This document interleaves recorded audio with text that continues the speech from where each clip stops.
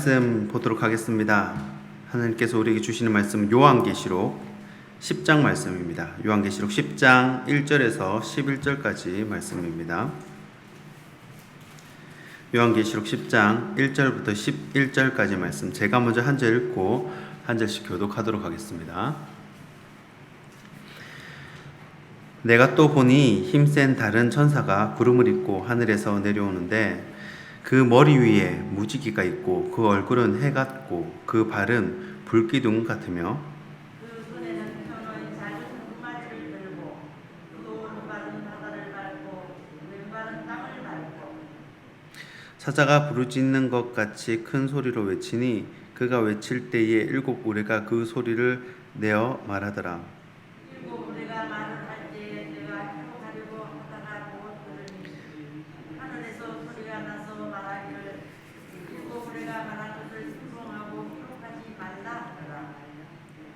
내가 본 바 바다와 땅을 밟고 서 있는 천사가 하늘을 향하여 오른손을 들고 살아계신 이곧 하늘과 그 가운데 있는 물건이며 땅과 그 가운데 있는 물건이며 바다와 그 가운데 있는 물건을 창조하신 이를 가리켜 맹세하여 이르되 지체하지 아니하니 일곱째 천사가 소리 내는 날 그의 나팔을 불려고 할 때에 하나님이 그의 종 선지자들에게 전하신 복음과 같이 하나님의 그 비밀이 이루어지리라 하더라. 하늘에서 나서 내게 들리는 음성이 또 내게 말하여 이르되 내가 가서 바다와 땅을 밟고 수어 있는 천사의 손에 펴놓은 두마리를 가지라 하고 내가 천사에게 나아가 작은 두루마리를 달라한즉 천사가 이르되 갖다 먹어버리라. 내 배에는 쓰나 내 입에는 꿀같이 달리라 하거늘. 내가 천사의 손에서 작은 두루마리를 갖다 먹어버리니 내 입에는 물같이 달아 먹으면 내 배에서는 쓰게 되더라. 함께 읽겠습니다. 그가 내게 말하기를 내가 많은 백성과 나라와 바온과 임금에게 다시 예언하여라 하리라 하더라. 아멘. 하나님의 말씀입니다. 네, 오늘 요한계시록 7번째 시간입니다. 나의 사모하는 책이라는 제목으로 하나님 말씀 나누도록 하겠습니다. 요즘 유튜브에 뜨는 영상 중 하나가 그 학원 수업 시간에 일타 강사들이 수업을 하는데 이 선생님들이 수업 시간에 잠깐 자신의 이야기나 생각, 그런 동기부여하는 이야기를 올린 영상들이 인기가 있습니다. 수업 시간이 한 50분, 1시간 정도라고 하면 잠깐 다른 이야기를 한 5분, 길어도 7, 8분 정도 수업의 흐름과 맥은같이 하면서 다른 이야기, 수업에 도움이 되는 자신의 경험 이야기, 그런 이야기를 잠깐 동안 하는 것입니다. 그렇게 선생님이 그렇게 이야기를 해주면요, 졸던 학생도 잠이 깨고 또 그 이야기도 신선하게 들리게 됩니다. 그래서 집중력도 다시 생기고 공부할 마음도 더 생기게 됩니다. 그 짧은 5분, 10분을 이용해서 이야기를 해주는데 그것을 우리는 막간이라고 합니다. 그 막간을 이용해서 집중력을 더 높이는 이야기를 해주는 것입니다. 오늘 요한계시록 10장은 이 나팔 재앙의 막간입니다. 계시록 10장부터 11장, 11장, 14절까지 이어지는데 여섯째 나팔, 계시록 9장 13절부터 21절까지 내용이죠. 여섯째 나팔과 그리고 계시록 11장 15절부터 18절, 일곱째 나팔 사이에 이 막간이 삽입되어 있습니다. 이 막간은 가장 자주 등장하는 단어 중 하나가 바로 이 작은 두루마리입니다. 몇몇 목사님들의 설교집을 읽어보니까 여러 목사님은 이 작은 두루마리를 성경으로 그렇게 해석을 했습니다. 그래서 사도 요한이 보내는 서신의 권위와 하나님의 신실하심을 부각시키는 겁니다. 이 내용이 이렇습니다. 또 다른 힘센 천사가 하늘에서 내려옵니다. 그 천사가 얼마나 거대한지 오른발로는 바다를 밟고 왼발로는 땅을 밟고 서 있습니다. 이 거대한 천사의 등장부터가 무시무시한데 하늘에서 음성이 들리는 겁니다. 자, 뭐라고 들리냐면 천사에게 가서 두루마리를 받으라 라는 음성입니다. 그래서 이 사도 요한이 천사에게 가가지고 그 작은 두루마리를 주세요라고 하니까 이 천사가 이상한 말을 합니다. 뭐라고 하냐면 이 두루마리를 먹으라라고 하는 겁니다. 뭐 이 두루마리를 읽어봐라, 아니면 누구누구에게 전해줘라, 이런 게 아니고 먹으라는 것입니다. 그래서 사도 요한은 그 두루마리를 받아서 진짜 두루마리를 먹습니다. 어떻게 먹는지 하여튼 두루마리를 먹었습니다. 그렇게 두루마리를 먹으니까 입에는 정말 꿀처럼 달았지만 먹고 나니까 뱃속이 쓰라린 것입니다. 그리고 천사가 사도 요한에게 이렇게 이야기를 합니다. 너는 많은 민족과 나라와 언어와 왕들에 대해 다시 예언해야 한다라고 음성이 들립니다. 여기까지가 이 막간 10장의 내용입니다. 자, 그런데 두루마리를 먹으라 하는 내용은 사실 계시록에만 있는 것이 아니라 구약 성경에도 있는 내용입니다. 어디에 있느냐면 바로 에스겔서입니다. 에스겔서에 이 내용을 살펴보면 왜 천사가 사도 요한에게 이 두루마리를 먹으라고 했는지 그 이유를 알 수가 있습니다. 자, 에스겔서 3장 1절부터 4절까지의 말씀을 제가 읽어드리겠습니다. 또 그가 내게 이르시되 인자야 너는 발견한 것을 먹으라. 너는 이 두루마리를 먹고 가서 이스라엘 족속에게 말하라 하시기로 내가 입을 벌리니 그가 그 두루마리를 내게 먹이시며 내게 이르시되 인자야 내가 내게 주는 이 두루마리를 내 배에 넣으며 내 창자에 채우라 하시기에 내가 먹으니 그것이 내 입에서 달기가 꿀 같더라.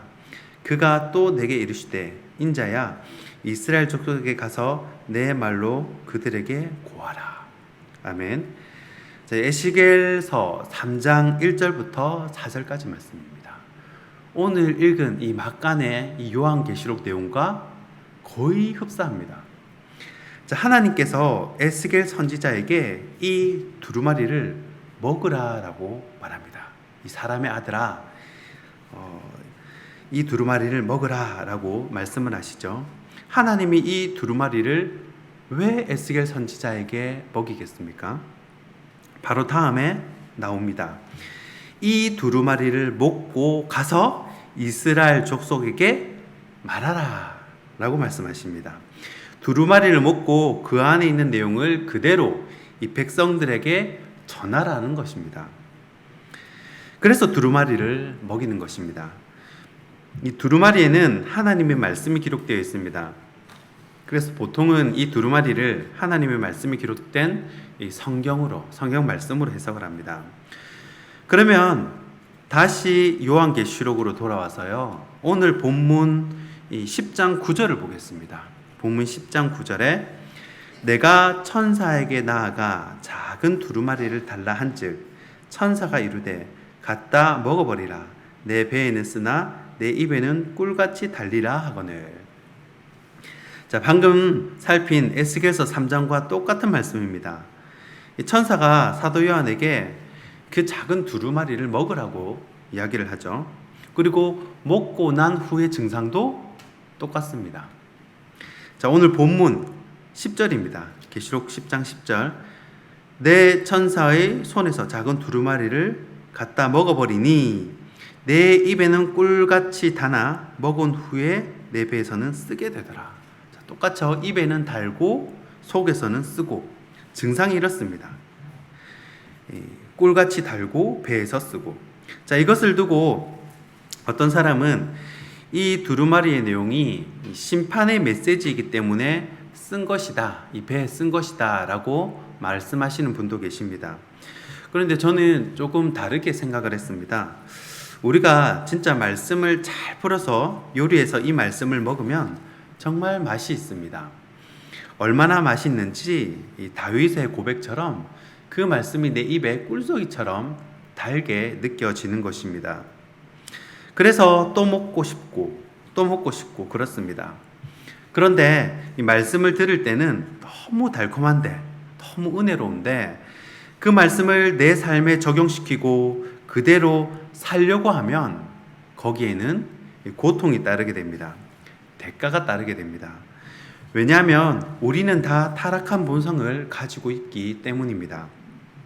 그래서 말씀대로 산다는 것은 이 본성을 거슬러서 사는 일이기 때문에 결코 쉽지 않은 일입니다. 여러분, 새벽에 일어나는 일도 사실은 우리의 본성을 거스르는 일입니다. 마음은 새벽같이 일어나서 기도하러 가야지 그래도 몸은 천근만근이고 더 자고 싶은 것입니다. 비가 오면 비가 와서 못 갈 것 같고, 바람이 불면 바람이 불어서 못 갈 것 같고, 추우면 추워서 못 갈 것 같고, 이것이 바로 인간의 본성이라는 것입니다. 그래서 그 본성을 거스르고 말씀대로 살려고 하니 이 배에 쓴 것이 아닌가, 저는 그렇게 생각이 되었습니다. 그리고 계시록 10장 11절 말씀입니다. 이 두루마리를 먹으라 라고 한 이유가 나옵니다. 계시록 10장 11절입니다. 우리 본문 11절 말씀 다 같이 한 목소리로 읽도록 하겠습니다. 10장 11절입니다. 시작. 그가 내게 말씀하신 내가 많은 백성과 나라와 방언과 임금에게 다시 예언하여야 하리라 하더라. 아멘. 자, 다시 뭐 하라고 합니까? 예, 다시 예언하라고 말씀합니다. 자, 여기서 예언이라는 것은 말씀을 선포하라는 것입니다. 그런데 왜 예언이라고 합니까? 그 말씀을 받는 사람들의 미래를 좌우하기 때문에 예언하라라고 말씀하는 것입니다. 우리는 말씀을 잘 먹어야 합니다. 좋은 목자는 양을 굶기는 것이 아니라 좋은 거를 풍성히 먹이는 목자가 좋은 목자입니다. 그래서 부지런히 이산저산 좋은 풀이 있는 곳으로 양들을 데리고 다닙니다. 그러면 양은 그 말씀을 먹고 어떻게 해야 합니까? 다시 오늘 말씀 본문 11절에 보면 다시 예언해야 한다는 것입니다.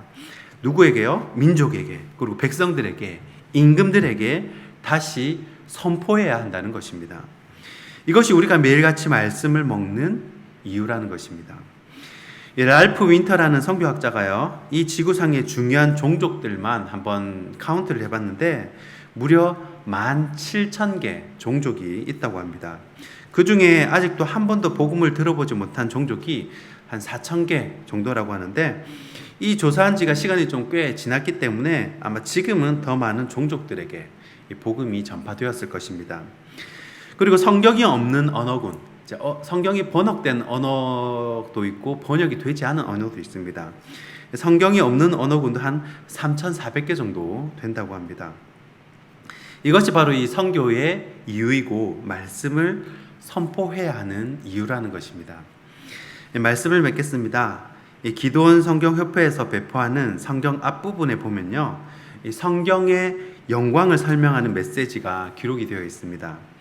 그 중에 이런 문구가 있습니다. 성경은 여행자의 지도, 순례자의 지팡이, 조종사의 나침반, 군인의 총검, 그리스도인의 헌장, 부의 광맥, 영광의 극락, 기쁨의 신. 자, 새벽에 나온 모든 분들은 말씀에 특별한 사모함이 있는 줄 압니다. 선지자 에스겔과 같이, 또 사도 요한과 같이 이 작은 두루마리를 날마다 먹고 민족과 백성과 임금들에게 다시 이 말씀을 선포하는 저와 여러분이 되길 주님의 이름으로 축원합니다. 기도하겠습니다.